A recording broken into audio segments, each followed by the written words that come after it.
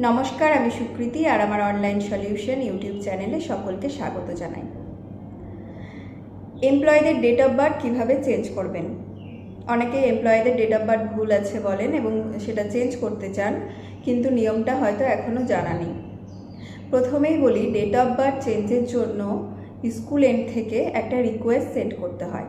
কারণ date of birth school end থেকেও change করা যায় না, আবার ডিডিও এন্ড থেকেও চেঞ্জ করা যায় না।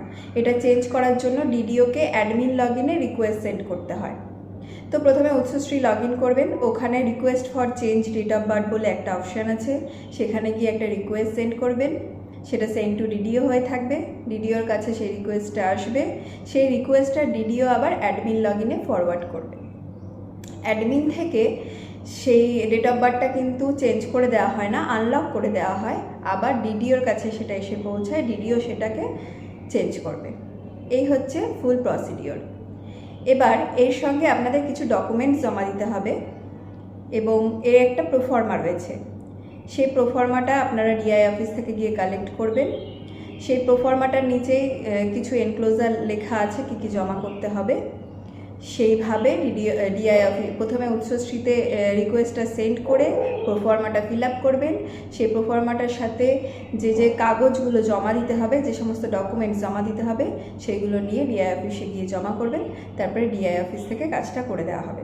তো চলুন আমি দেখিয়ে দিচ্ছি কীভাবে উৎসশ্রীতে রিকোয়েস্ট সেন্ড করবেন এবং প্রোফর্মাটাও একবার দেখিয়ে দিচ্ছি। আমি উৎসশ্রী লগ ইন করে নিয়েছি। এবার দেখুন নিচের দিক থেকে 3 নম্বর অপশানটা date of birth, date of retirement modification. এখানে যাব, এখানে request for employ date of birth, date of retirement modification আর একটা রিকোয়েস্ট ফর রিটায়ার্ড এমপ্লয়ি। তো রিটায়ার্ড এমপ্লয়িতে আমি যাব না, request for employ date of birth এখানে যাব। গিয়ে যে কোনো একজনের, ধরুন এই 9 নম্বরটা আমি চেঞ্জ করব।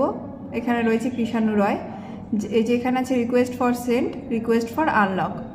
আমি জাস্ট রিকোয়েস্ট ফর আনলক একটা ক্লিক করে দেবো। ওকে, দেখুন তারপরে এই অবস্থায় থাকবে, রিকোয়েস্ট সেন্ড টু ডিডিও। এইটুকু হচ্ছে স্কুল এন্ডের কাজ। এবার আমি প্রোফর্মাটা দেখিয়ে দিচ্ছি।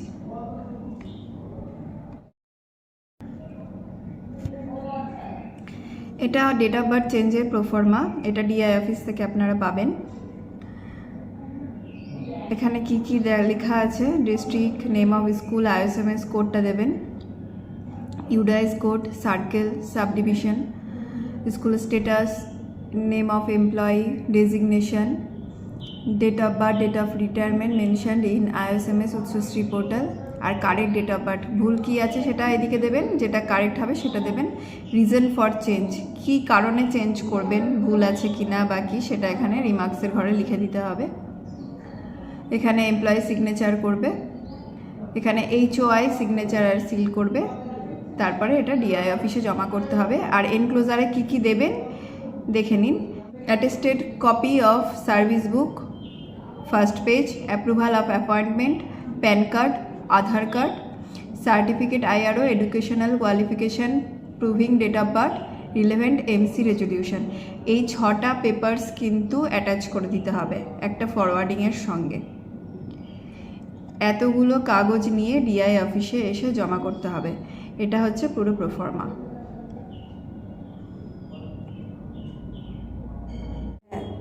তাহলে যেভাবে ফুল প্রসেসটা দেখালাম এইভাবে অ্যাপ্লাই করুন, আপনার ডেট অফ বার্থ চেঞ্জ করে দেওয়া হবে। আর হ্যাঁ, এটা অবশ্যই একটু সময় লাগবে, কারণ যেহেতু এটা ডিডিও এন্ড থেকে করা হয় না, এটা আবার অ্যাডমিন লগ ইনে পাঠাতে হয়, সেখান থেকে চেঞ্জ হয়ে আসে। তাই তাড়াহুড়ো করবেন না, হাতে সময় নিয়ে এটা জমা করুন, চেঞ্জ হয়ে যাবে। আজকে এইটুকুই, নমস্কার।